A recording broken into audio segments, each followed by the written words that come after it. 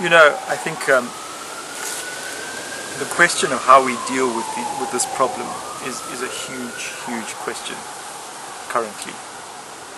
My personal belief is that in a way nature has its own way of dealing with these things, and I believe that way is principally crisis. So whether that's a personal crisis or a communal crisis or a global crisis doesn't really matter. The mechanics of it are the same. A crisis ensues really when we reach a point within ourselves that the current status quo can no longer work, is no longer working, and as a result of that begins to break down. And in that breaking down, it forces us in a way back into ourselves. We don't really have another option. You know, we develop symptoms, for example, like depression. And depression, well, I suppose you could say that there are a number of different forms of depression, but I think principally one of the functions of depression is, in a sense, the psyche saying to me, stop. Any further activity within the present understanding that you hold, within the present container that you exist, is futile. Stop and do something else. Or even stop and do nothing until something else presents itself. You know, because when we're depressed, I mean, the one thing we don't want to do is anything, really. You know, and the one thing we want to do is withdraw from our interactions with the world out there.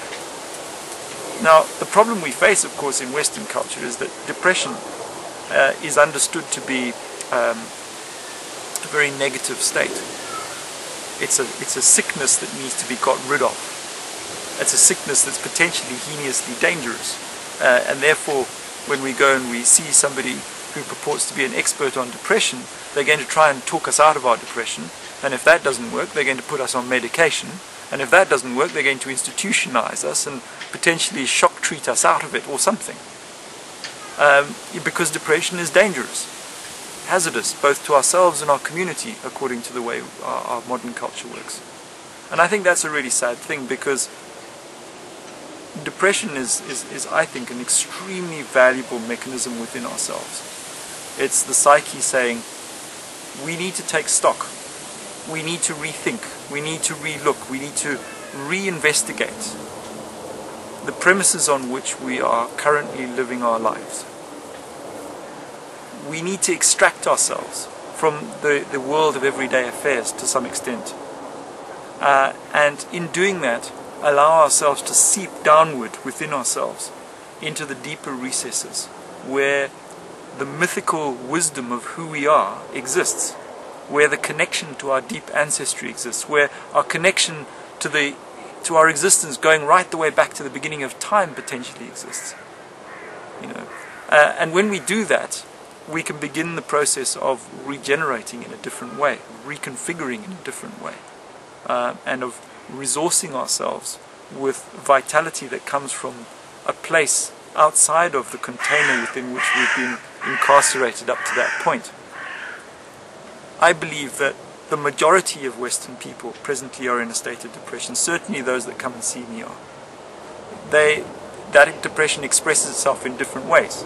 It expresses itself psychologically, it expresses itself psychosomatically, it expresses itself through a range of different disease modes, it expresses itself in relationship issues, it expresses itself in confusions and all sorts of other things. But fundamentally, it is depression. I believe further that actually humanity is in a state of depression. We've reached a point where the manner in which we're living, the manner in which we have come to relate to each other, the manner in which we've come to relate to our world no longer works, to the extent that we're actually destroying ourselves. We're destroying ourselves and we're destroying everything else with it. That's the crisis we face. But potentially it's quite a positive crisis in the sense that, well, thank goodness we've got to the point of saying, well, you know what, this isn't working anymore. Or thank goodness some other component of ourselves, that crisis factor, is moving in and saying, listen, we can't go on like this. This has got to stop. The breakdown is happening. And I think that, you know, that breakdown, whether it's at a personal level or at a cultural level or at a global level, is vital. It's a death process. It's a death of what was. It's a death of a route, a road, a passage that has reached its terminal point.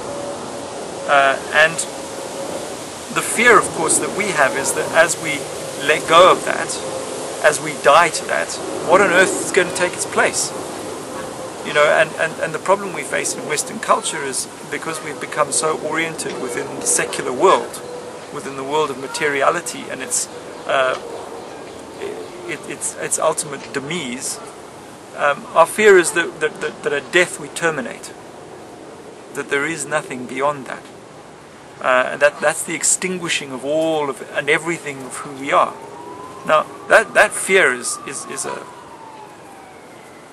it's a horror, if you like, and the difficulty we face, of course, is that death per se permeates all of existence. In order to take in a new breath, my last breath must die. In order to utter a new word, the word I've just uttered must die.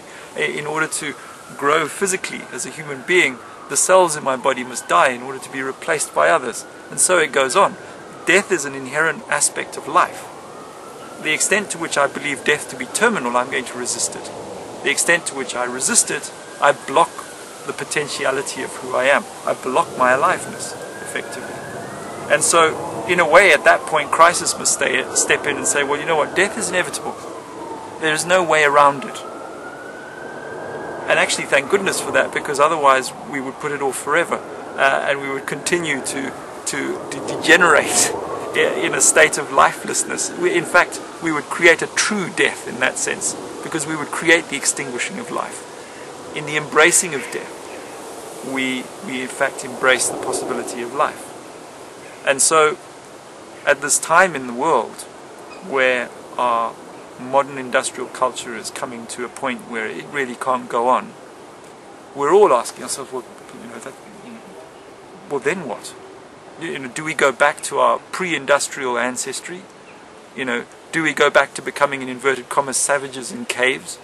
What replaces that? Well, the answer to that is we don't know. And that is part of the process of death. The sense that what is must die, what will be has not yet come into being. And so there is that point between, that place between, that sort of limbo in which we are not what we were and we have not become what we can be. And it's a state of, in a sense, nothingness. And often it's accompanied by a deep need within the self, within the community, whatever, to withdraw, to go inward, to retract from the experience of life.